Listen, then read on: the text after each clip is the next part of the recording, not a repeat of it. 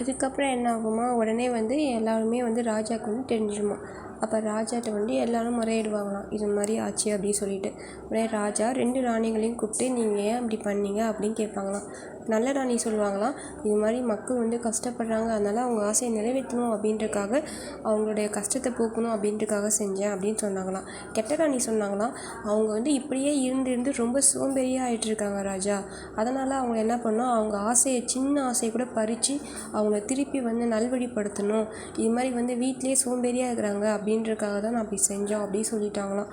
அதனால் என்ன ஆகும்னா, கெட்டதாக இருந்தாலுமே அது வந்து நியாயமாக இருக்குது அப்படின்றதுக்காக என்ன சொல்லிட்டாங்களாம், அந்த கெட்ட ராணியை வந்து நல்ல ராணியாக சொல்லிவிட்டு நல்ல ராணியை தெருவில் நிற்க வச்சுட்டாங்களாம்.